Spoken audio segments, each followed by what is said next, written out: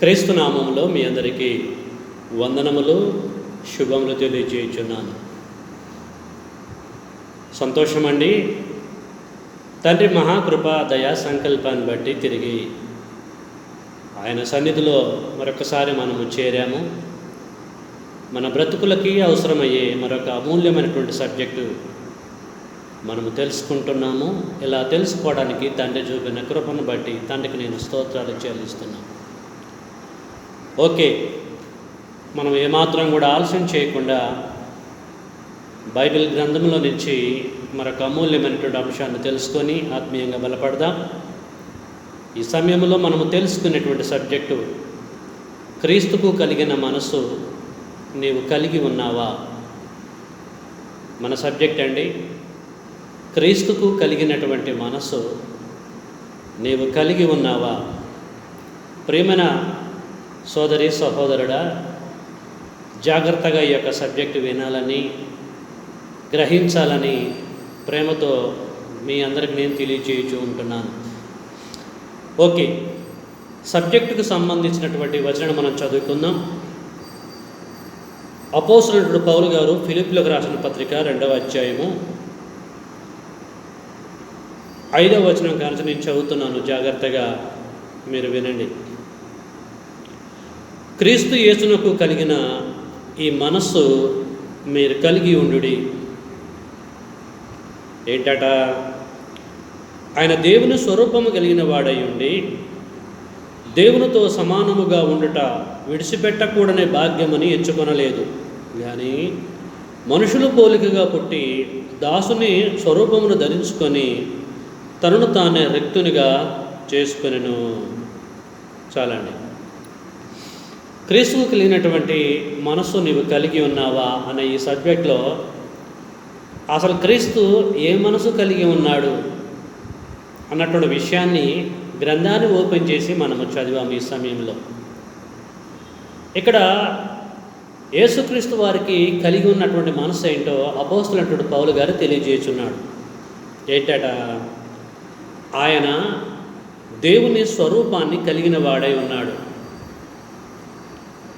దేవుని యొక్క స్వరూపం, స్వంత రూపాన్ని కలిగిన వాడై ఉండి దేవుడితో సమానముగా ఉండట విడిచిపెట్టకూడని భాగ్యమని ఎంచుకొనలేదు, కానీ ఏం చేసిండట? మనుషులు పోలికగా పుట్టి దాసుని యొక్క స్వరూపమును ధరించుకొని తనను తాను రిక్తునిగా చేసుకొనెను. ఉన్నతమైనటువంటి స్థితి యేసుక్రీస్తు వారు కలిగి ఉన్నారు. తండ్రి యొక్క స్వరూపాన్ని కలిగి ఉన్నతమైనటువంటి భాగ్యాన్ని వదిలిపెట్టుకొని ఈ లోకంలో ఆయన పుట్టాడు. మరియ గర్భం గుండా ఈ లోకానికి వచ్చాడు. తనకున్నటువంటి స్థితిని మొత్తము వదిలిపెట్టేశాడు. తనకున్నటువంటి స్థితి ఏంటో ఇక్కడ పౌలు గారు తెలియచేశాడు. ఆ మహోన్నతమైనటువంటి స్థితిని వదిలిపెట్టుకొని దాసుని యొక్క స్వరూపాన్ని ధరించుకొని తండ్రి అప్పచెప్పినటువంటి పనులన్నీ కూడా 33.5 సంవత్సరాలలో కంప్లీట్ చేశాడు. యేసుక్రీస్తు వారికి కలిగి ఉన్నటువంటి మనస్సు ఇది. అంటే తండ్రి యొక్క పనులు జరిగించాలంటే, తండ్రి అప్పచెప్పినటువంటి బాధ్యతలు నెరవేర్చాలంటే, ప్రియులారా, యేసుక్రీస్తు వారు ఎలాగ జరిగించాడో, ఎలాగ బ్రతికాడో ఒక్కసారి మీరు అర్థం చేసుకోండి. ఓకేనండి? దేవుడు అప్పచెప్పినటువంటి పనులు జరిగించాలనుకున్నటువంటి ప్రతి ఒక్కరు కూడా అతను ఏ స్థితిలో ఉన్నా సరే తనకున్నటువంటి స్థితిని పక్కకు పెట్టేసి ప్రియులారా దాసుని యొక్క స్వరూపం ధరించుకోవాలి. అంటే 100 నుంచి 0కు రావాలి. ఈ లోకంలో ఏ వ్యక్తి అయినా సరే దేవుని యొద్దకు రావాలన్నా, దేవుడి యొక్క పనులు జరిగించాలన్నా ప్రియులారా వారికి ఉన్నటువంటి స్థితిని మొత్తం వదిలిపెట్టుకోవాలి. అలాగ వదిలిపెట్టుకున్నటువంటి వాడు క్రీస్తు యొక్క స్వరూపాన్ని, మనసును కలిగి ఉన్నట్టని మనం అర్థం చేసుకోవాలి.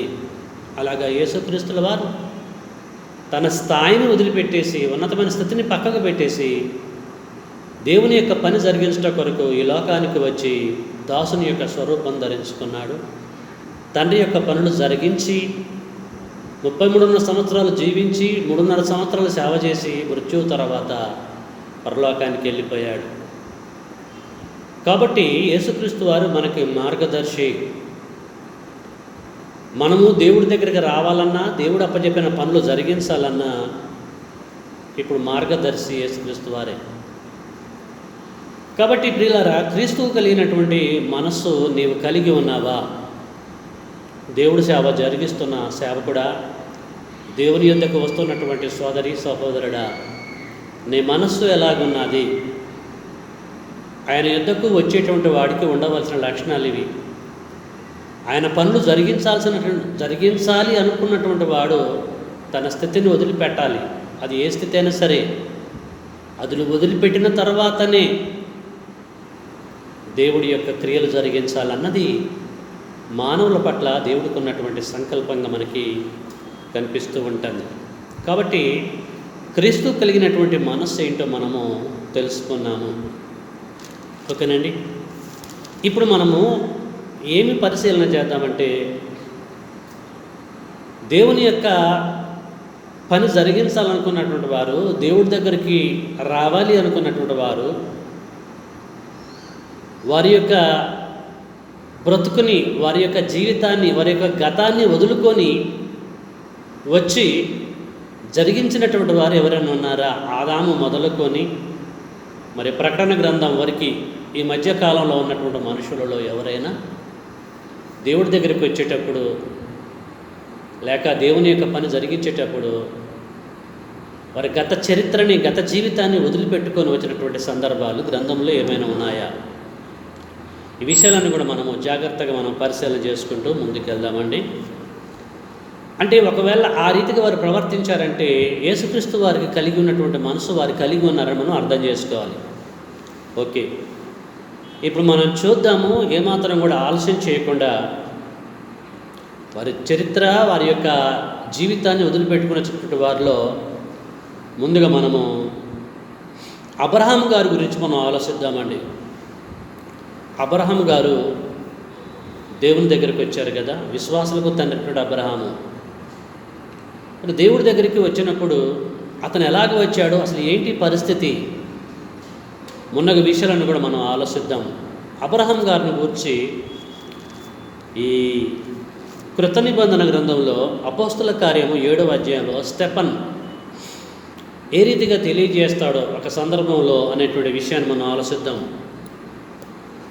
అపోస్తుల కార్యము 7వ అధ్యాయము 3వ వచనం నేను చదువుతున్నాను, జాగ్రత్తగా మీరు వినండి.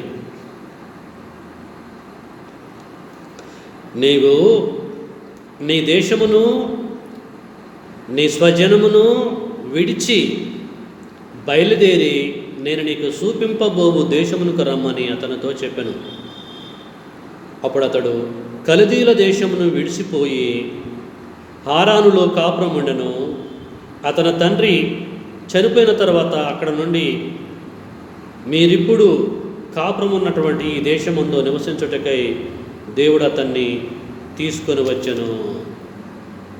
చాలండి. దేవుడు అబ్రహాముని తన యొద్దకు పిలుచుకుంటున్నప్పుడు, లేక తన పనిలోకి పిలుచుకుంటున్నప్పుడు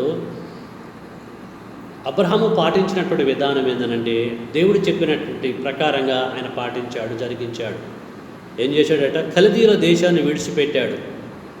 తన బంధువులని, తన స్నేహితులని, ఆ ప్రాంతంలో ఉన్నటువంటి ప్రతి ఒక్కరి తండ్రింటి వారిని, అనేక మందిని వదిలిపెట్టేసి పిల్లారా మరి బయలుదేరి అన్నిటిని వదిలిపెట్టేసి, తన గతాన్ని వదిలిపెట్టేసి మరి దేవుడి దగ్గరికి ఆయన వచ్చాడని ఇక్కడ స్టెఫను తెలియచేస్తూ ఉంటున్నాడు.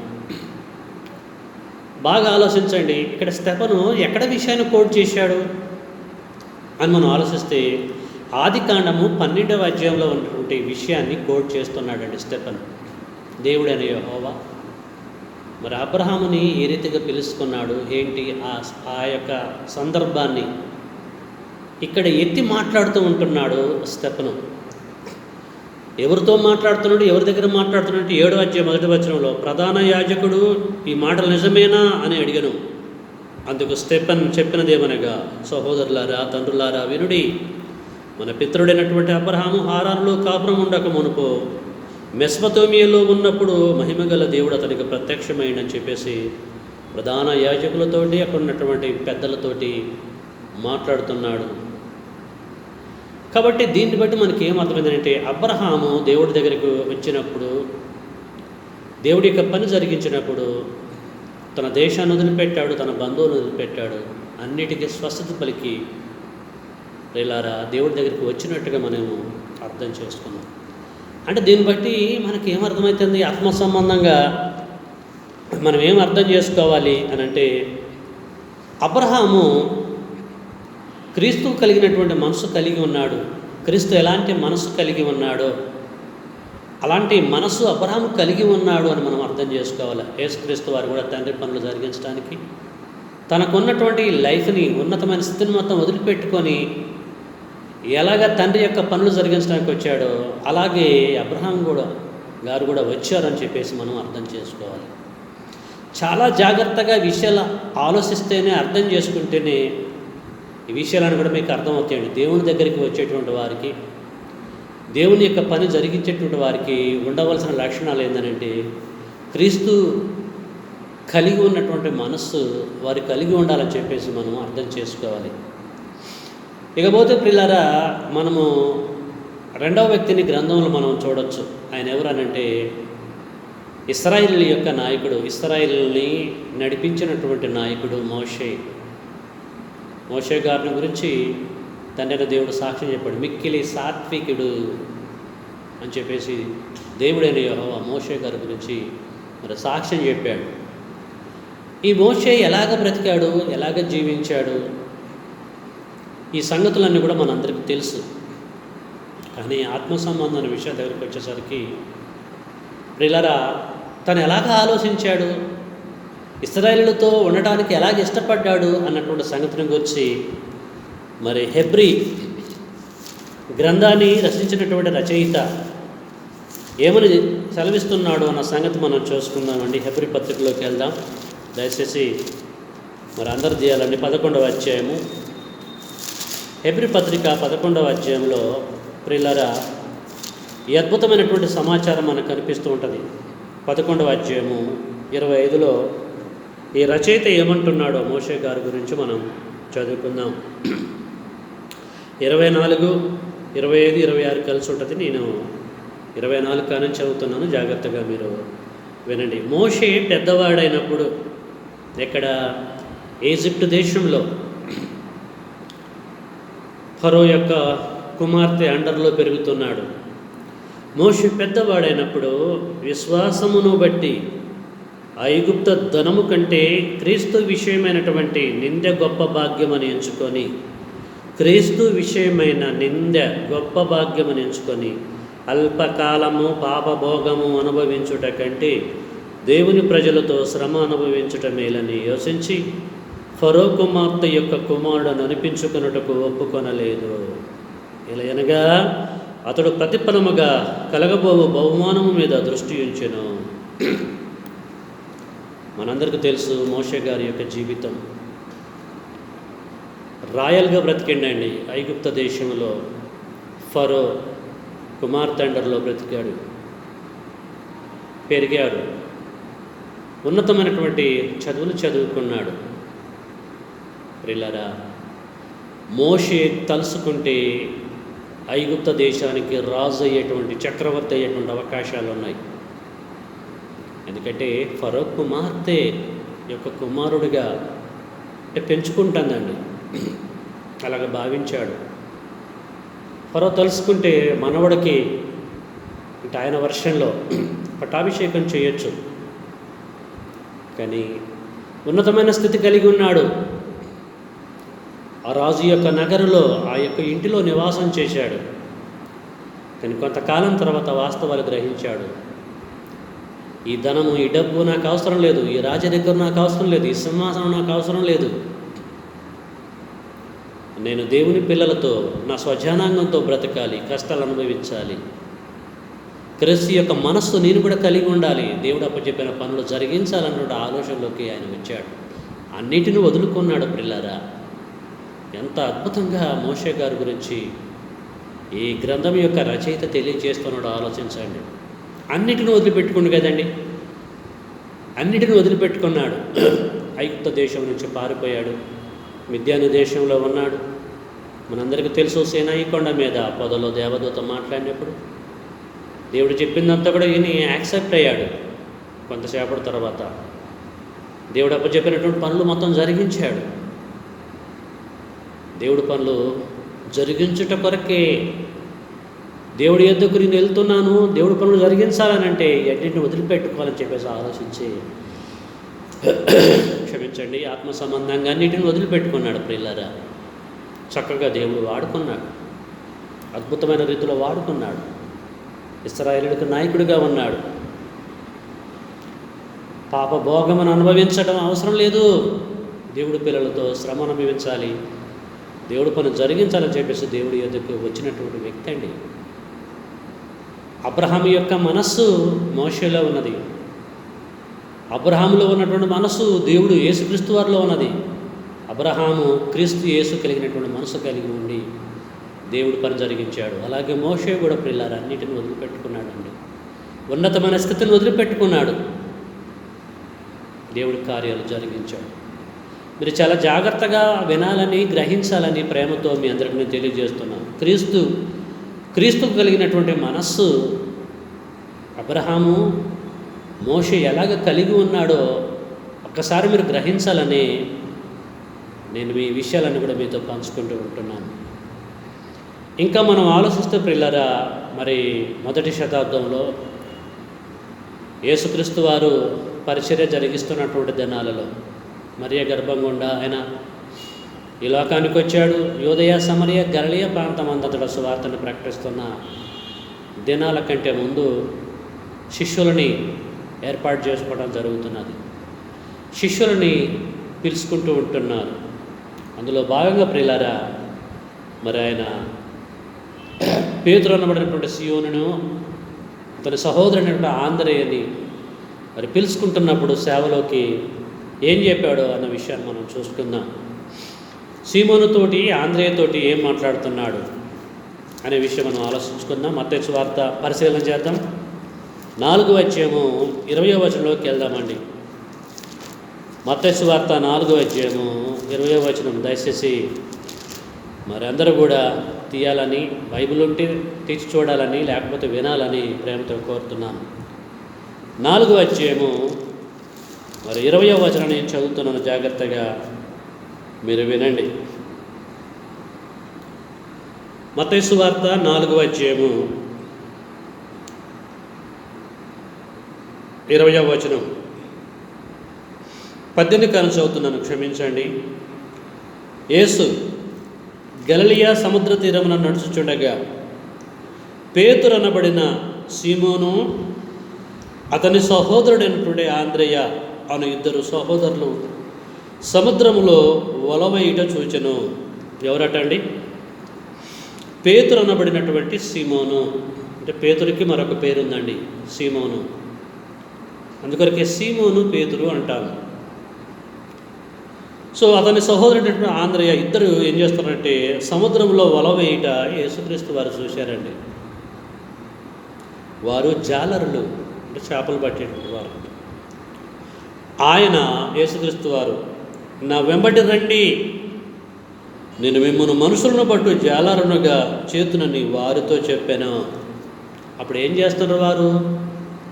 వారి దగ్గర ఉన్న వలలతోటి వలలు విసురుకుంటూ చేపలు పడుతూ ఉంటున్నారు. వారు జాలరులు, వారి వృత్తి అది. ఎప్పుడైతే మీరు నన్ను వెంబడించండి, నా దగ్గరికి రండి, మనుషులను బట్టు జాలరులుగా మిమ్మల్ని చేస్తానని చెప్పేసి ఈ సీమోన్ తోటి ఆంద్రేయతోటి అనగానే వారు ఏం చేశారంటే వెంటనే వారు తమ వలలు విడిచిపెట్టి వారి జీవనానికి సంబంధించినటువంటి దానిని విడిచిపెట్టి ఆయనను వెంబడించేరి. ప్రియులారా, ఆయనను వెంబడించేరి, విడిచిపెట్టి వెంబడించారు. యేసు దగ్గరికి వెళ్ళినటువంటి వారు యేసు దగ్గరికి వెళ్ళేటప్పుడు మాకున్నటువంటి అలవాట్లను విడిచిపెట్టాలి, వదిలిపెట్టాలని చెప్పేసి గ్రహించారు. ప్రియులారా, యేసుని వెంబడించారు. ఆ తర్వాత యేసుక్రీస్తు తర్వాత తండ్రి అయినటువంటి దేవుడు కార్యక్రమాలు వారు జరిగించారు. అద్భుతమైన రీతిలో దేవుడు అప్పచెప్పిన బాధ్యతలు, యేసుక్రీస్తు వారు అప్పచెప్పిన బాధ్యతలను కూడా వారు నెరవేర్చారు. కాబట్టి దీన్ని బట్టి మనకి ఏం అర్థమవుతుంది? ఏ వ్యక్తి అయినా సరే దేవుడి దగ్గరికి రావాలన్నా, క్రీస్తు దగ్గరికి రావాలన్నా, వారి యొక్క కార్యక్రమాలు జరిగించాలన్నా వారి జీవనానికి సంబంధించిన వాటిని వదిలిపెట్టాలి. లోక సంబంధం వాటిని వదిలిపెట్టాలి, వారి బంధువులను వదిలిపెట్టాలి, అందరినీ వదిలిపెట్టాలి, శరీర సంబంధమైన వాటిని కూడా వదిలిపెట్టాలి అన్నట్టుగా మనకి అర్థమైపోతుంది. అలాగ ప్రియులారా, మనం అబ్రహామును చూసాము, మోషేను చూసాము, ఇక్కడ మనము సీమోనైన పేతురును చూసాము, ఆంధ్రేయను మనం చూసాము, ఆత్మీయంగా మనము బలపడ్డాము. అలాగే మనము ఇంకా ఆలోచిస్తే ప్రియులారా, మత్తయి సువార్త 19వ అధ్యాయంలో ఇదే సందర్భము అక్కడ మనం ఆలోచిస్తూ అక్కడ పేతురు గారు ఏమంటున్నాడో అన్న సంగతి మనం చూద్దామండి. మత్తయి సువార్త 19వ అధ్యాయం 27 కానించి పేతురు అంటున్నాడు యేసుక్రీస్తు వారితో. 19:27 కానించి చదువుతున్నాను. పేతురు, ఇదిగో మేము సమస్తమును విడిచిపెట్టి దేవుడి యొక్క పనులు జరిగించడం కొరకు, దేవుడి యొద్దకు రావడం కొరకు, మీ యొద్దకు రావడం కొరకు, మీరు అప్పచెప్పే పనులు జరిగించడం కొరకు అంటున్నాడు. పేతురు, ఇదిగో మేము సమస్తమును విడిచిపెట్టి నిన్ను వెంబడించితిమి గనుక మాకేమి దొరుకునని ఆయనతో అడగగా. ప్రియమైనటువంటి సోదరి సహోదరులారా, ఇక్కడ కూడా మనకి ఏమర్థమవుతుంది? యేసుని వెంబడించినటువంటి వీరు సమస్తం వదిలిపెట్టుకున్నారండి. అన్నీ వదిలిపెట్టుకున్న తర్వాతనే, అద్భుతమైనటువంటి ప్రణాళిక కలిగి ఉన్న తర్వాతనే ఆయన దగ్గరికి వచ్చారు, ఆయన పనులు జరిగించారని పేతురు గారు మాట్లాడుతున్నటువంటి దానిని బట్టి మనకి తేటతెల్లమవుతూ ఉంటుంది. ఓకేనండి. అంటే దీన్ని బట్టి మనకి ఏమర్థమవుతుంది? వీరందరిలో కూడా ఎవరి మనసు ఉందంటే క్రీస్తు యొక్క మనసు వారిలో ఉంది అని చెప్పేసి మనం అర్థం చేసుకోవాలి. ఆత్మ సంబంధంగా అబ్రహాములో క్రీస్తు యొక్క మనసు ఉన్నది కనుక దేవుడి యొక్క కార్యక్రమాలు చేయగలిగాడు. మోషేలో క్రీస్తు యొక్క మనసు ఉన్నది కాబట్టి మోషే దేవుని యొక్క కార్యక్రమాలు జరిగించగలిగాడు. అలాగే పేతురు, అలాగే సీమోను, ఇంకా మిగతా 10 మంది అపోస్తలులు కూడా, శిష్యులు కూడా, వీరందరూ కూడా అన్నిటిని వదిలిపెట్టేసే మరి శిష్యరూపం చేశారండి, యేసు దగ్గరికి వచ్చారండి. వీరందరూ కూడా జరిగించారంట. ప్రియులారా, వీరిలో ఏమున్నదనంటే క్రీస్తు యొక్క మనసు ఉన్నది. అపోస్తలుడు పౌలు గారు కూడా సమస్తాన్ని వదిలిపెట్టాడండి. పెంటతో సమానంగా చూసుకున్నాడు. అనేక సందర్భాలను పెంటతో సమానంగా ఎంచుకున్నాను అంటాడు. ఆయన ఏదైతే కలిగి ఉన్నాడో ఉన్నతమైన స్థితిని వదిలిపెట్టుకున్నాడు. మంచి పొజిషన్లో ఉన్నాడండి పౌలు గారు కూడా. బైబిల్ గ్రంథాన్ని మనం పరిశీలన చేస్తే గొప్ప గొప్ప వారందరూ కూడా, ఎలీషా కానీ, ఏలియా కానీ, ఇర్మియా కానీ, యెషయా కానీ, యెహెజ్కేల్ కానీ, ఎవరైనా సరే దేవుడి దగ్గరికి వచ్చేటప్పుడు, దేవుడి కార్యక్రమాలు జరిగించేటప్పుడు వారి గతాన్ని వదిలిపెట్టుకున్నారండి. గత జీవితాన్ని వదిలిపెట్టుకున్నారు. దేవుడు అప్పచెప్పిన పనులు జరిగించారు. దేవుడి ద్వారా శబాష్ అనిపించుకున్నారు. ప్రియులారా, ఈరోజు మనమందరము కూడా క్రైస్తవులైనటువంటి ప్రతి ఒక్కరు కూడా బాప్టిజం తీసుకొని అంధకార సంబంధమైన చీకటి రాజ్యంలో నుంచి మరి క్రీస్తు యొక్క రాజ్యంలోని, క్రీస్తు యొక్క సంఘంలోనికి మనం వచ్చాం. వచ్చినటువంటి మనము ఆత్మ సంబంధంగా జీవిస్తున్నాం. కొద్దిమంది అయితే దేవుని యొక్క పని జరిగిస్తూ ఉంటున్నారు. చాలా సంతోషం.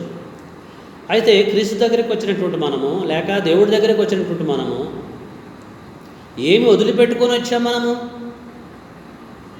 దేవుడి సేవ జరిగిస్తున్నటువంటి మనము ఏమి వదిలిపెట్టుకొని జరిగిస్తున్నాము? దేవుడి దగ్గరికి వచ్చిన తర్వాత, దేవుడి యొక్క పని జరిగిస్తున్న తర్వాత ఇంకేమైనా మనము సంపాదించుకుంటున్నామా వదిలిపెట్టకుండా? వారైతే వదిలిపెట్టుకున్నారు. ఇప్పుడు మనం ఏం చేస్తున్నామండి? లేని దాన్ని సంపాదించుకుంటున్నాం. సేవకుల పరిస్థితి అందరూ అలాగే ఉందండి. ఈరోజు క్రైస్తవుల పరిస్థితి కూడా అదేనండి. దేవుడి దగ్గరికి వచ్చిన తర్వాత సమస్తాన్ని సంపాదించుకుంటున్నారు, సమస్తాన్ని కూర్చుకుంటున్నారు. కూర్చుకొని మేము దేవుని పిల్లలము, క్రైస్తవులమని చెప్పేసి ఇలాగా ఈ లోకంలో బ్రతుకుతూ ఉంటున్నారు. వారు వదిలిపెట్టుకొని, గ్రంథంలో ఉన్నటువంటి గొప్పవారందరూ కూడా వదిలిపెట్టుకొని దేవుడి దగ్గరికి వచ్చి దేవుడి కార్యక్రమాలు జరిగిస్తే ఈ so called Christians and preachers and ఇవాంజలిస్టులు దేవుడి దగ్గరికి వచ్చిన తర్వాత అన్ని సంపాదించుకుంటున్నారు. ఒకప్పుడు ఏది ఉండదు. దేవుళ్ళలోకి వచ్చిన తర్వాత అన్ని సంపాదించుకొని ఉన్నతమైన పొజిషన్లో ఉంటున్నారు. ఇప్పుడు ఏది కరెక్టు? ఇది కరెక్టా, అది కరెక్టా, వారిది కరెక్టా, వీరిది కరెక్టా? ఒకసారి మనం ఆలోచించాలని ప్రేమతో మీ అందరికీ నేను తెలియజేస్తున్నాను. కాబట్టి దేవుడి దగ్గరికి వచ్చినటువంటి మనము, దేవుడి యొక్క కార్యక్రమాలు జరిగిస్తున్నటువంటి మనము ఏమేమి వదిలిపెట్టాలని దేవుడు కోరుకుంటున్నాడు గ్రంథంలో. వారైతే అవి వదిలిపెట్టారు. మరి మనం ఏది వదిలిపెట్టాలి? క్రైస్తవులు అయితే ఏది వదిలిపెట్టాలి? ఏది వదిలిపెట్టి ఆయన దగ్గర ఉండాలి, ఆయన దగ్గరికి రావాలి, ఆయన పనులు జరిగించాలి. ఈ విషయాలు మనము జాగ్రత్తగా మనం చూసుకుందామండి. చాలా విషయాలు ఉన్నాయి మనం వదిలిపెట్టవలసినవి. వాటన్నిటిని గురించి ఆలోచించడానికి సమయం లేదు కనుక ఒక 2-3 సందర్భాలను చూసుకొని మనం ముగించుకుందాం. క్రైస్తవులు విడిచిపెట్టవలసినవి ఏంటివి అని ఆలోచిస్తే, పేతురు గారు పత్రిక రాస్తూ మొదటి పత్రికలో ఏమంటున్నాడో, ఆయా దేశాలలో చెదిరి ఉన్నటువంటి క్రైస్తవులకి ఏం తెలియజేశాడో చూద్దాం. 1వ అధ్యాయము, పేతురు గారు రాసిన మొదటి పత్రిక 1వ అధ్యాయము 18వ వచనం నేను చదువుతున్నాను. జాగ్రత్తగా మీరు వినాలని కోరుతూ ఉంటున్నాను. పితృపారంపర్యమైన మీ వ్యర్థ ప్రవర్తనను విడిచిపెట్టినట్లుగా వెండి బంగారముల వంటి క్షయ వస్తువుల చేత మీరు విమోచింపబడలేదు కానీ అని చెప్పేసి మాట్లాడుతున్నాడు. ఏం వదిలిపెట్టాలటండి? వ్యర్థమైనటువంటి ప్రవర్తనని విడిచిపెట్టాలి క్రైస్తవులు. దేవుని దగ్గరికి వచ్చేటువంటి వారు, బాప్టిజం ద్వారా దేవుడి దగ్గరికి వచ్చేటువంటి వారు, దేవుడి దగ్గరికి వచ్చిన తర్వాత దేవుడి కార్యక్రమాలు జరిగించేవారు వ్యర్థమైన ప్రవర్తనను విడిచిపెట్టాలి. వ్యర్థమైన ప్రవర్తన అంటే మీరు ఆలోచించండి, ఈ వ్యర్థమైన ప్రవర్తనలో ఏమేమి దాగి ఉంటాయో. వ్యర్థమైన ప్రవర్తన, చీకటి రాజ్యంలో ఉన్నప్పుడు, పాపములో జీవిస్తున్నప్పుడు, సాతాను సంబంధమైనటువంటి ఆలోచన ప్రకారంగా బ్రతుకుతున్న టైంలో వ్యర్థమైన ప్రవర్తనలు జరిగించాము. ఇప్పుడు దేవుడి దగ్గరకు వచ్చిన తర్వాత ఏం చేయాలంటే వ్యర్థ ప్రవర్తనని విడిచిపెట్టాలి. ఓ క్రైస్తవుడా, ఓ సోదరి సహోదరుడా, నీ వ్యర్థమైన ప్రవర్తనని విడిచిపెట్టాలి.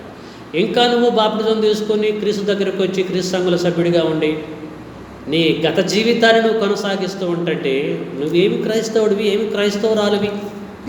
నీకేం అర్థమైంది దేవుడి యొక్క మనస్సు? కాబట్టి నీ వ్యర్థ ప్రవర్తనని విడిచిపెట్టాలి. పేతురు గారు ఆయా ప్రాంతంలో నివసిస్తున్నటువంటి క్రైస్తవులకి ఈ పత్రిక రాయటం జరిగింది.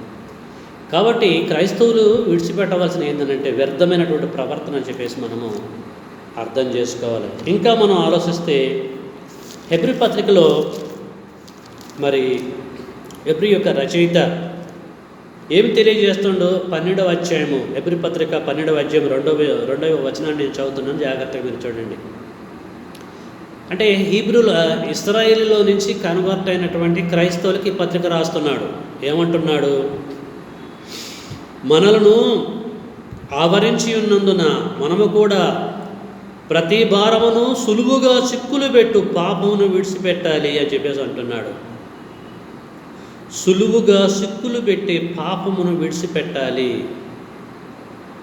విడిచిపెట్టి ఏం చేయాలి? విశ్వాసమునకు కర్తయు దానిని కొనసాగించుబడనిన్న యేసు వైపు చూచుచు మన ఎదుట ఉంచబడినటువంటి పందెములో ఓపికతో పరిగెత్తాలి అని అంటున్నాడు. పిల్లారా, ఈ యొక్క లేఖనంలో ఏముందనంటే సులువుగా చిక్కులు పెట్టు పాపములను విడిచిపెట్టాలి. పాపములను విడిచిపెట్టాలి. దేవుడి దగ్గరికి వచ్చేటువంటి వాడికి ఉండవలసిన లక్షణం, దేవుడి యొక్క పనులు జరిగించాల్సిన వాడికి ఉండవలసిన లక్షణాలు ఏంటండి? సులువుగా చిక్కులు పెట్టే పాపములను విడిచిపెట్టాలి. చాలామంది విడిచిపెట్టడం లేదండి, పాపములు విడిచిపెట్టడం లేదు. పాపములను కొనసాగిస్తున్నారు, పాపములను అనుసరిస్తున్నారు, పాపములు చేస్తున్నారు. రోమపత్రికలో పౌలు అంటాడు, పాపం వలన వచ్చే జీతము మరణము. అంటే అగ్నిగుండంలోకి మనం వెళ్తాము. అగ్నిగుండంలోకి వెళ్ళకుండా ఉండాలంటే మనం ఏం చేయాలంటే వాటిని విడిచిపెట్టాలి. ఎప్పుడైతే నువ్వు విడిచిపెడతావో క్రీస్తు యేసునకు కలిగిన మనస్సు నువ్వు కలిగి ఉన్నవాడని చెప్పేసి అర్థం చేసుకోవాలి ప్రియులారా. కాబట్టి నూతన నిబంధన గ్రంథం ప్రకారంగా మనం ఏమి విడిచిపెట్టాలంటే వ్యర్థమైన ప్రవర్తన విడిచిపెట్టాలి. సులువుగా చిక్కులు పెట్టేటట్టు పాపమును విడిచిపెట్టాలి. ఇంకా సామెతల గ్రంథం 3:7 జ్ఞాని అయిన సొలొమోను అంటాడు, చెడుతనమును విడిచిపెట్టాలి అని అంటున్నాడు. చెడుతనము, చెడు మార్గమును విడిచిపెట్టాలి. నీ బుద్ధి మార్చుకోవాలి.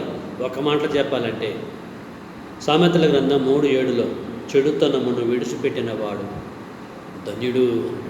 దేవుని యొద్దకు వచ్చువాడు, వాడికి ఉండవలసిన లక్షణాలు ఇవి. ప్రేమైన వారలారా, నూతన నిబంధన గ్రంథం ప్రకారంగా క్రైస్తవులకి ఉండవలసిన లక్షణాలు చాలా ఉన్నాయండి. అందులో కొన్ని మనం తెలుసుకున్నాం. విడిచిపెట్టాలి. నువ్వు ఏ స్థితిలో ఉన్నా సరే ఆ స్థితిని వదిలిపెట్టాలి. పాపము స్థితిలో నుంచి నువ్వు దేవుడి దగ్గరికి వస్తే నీ స్థితిని వదిలిపెట్టాలి. ధనవంతుడు అయి ఉండి నువ్వు దేవుడి దగ్గరికి వస్తే ధనాన్ని వదిలిపెట్టాలి. లోక సంబంధమైన నీ ఉన్నతమైన పొజిషన్ నువ్వు ఉంటే అది వదిలిపెట్టాలి. నీ గతాన్ని మొత్తం వదిలిపెట్టేసేయాలి. దాన్ని సమాధి చేసేయాలి. దేవుడి దగ్గరికి వచ్చిన తర్వాత కూడా నువ్వు అదే బ్రతుకు, అదే జీవితాన్ని నువ్వు కొనసాగిస్తే క్రీస్తుకు కలిగినటువంటి మనస్సు నువ్వు కలిగి ఉన్నటువంటి వాడు కాదని చెప్పేసి ఈజీగా అర్థమైపోతూ ఉంటుంది. కాబట్టి ప్రియులారా, అనేకమైనటువంటి సంగతులు, అనేకమైన విషయాలు మనం పరిశీలించాం. మన సబ్జెక్ట్ ఏంటంటే క్రీస్తుకు కలిగిన మనస్సు నీవు కలిగి ఉన్నావా? ఇది మన సబ్జెక్టు. మనము కలిగి ఉండాలన్నది దేవుని యొక్క ప్రణాళిక.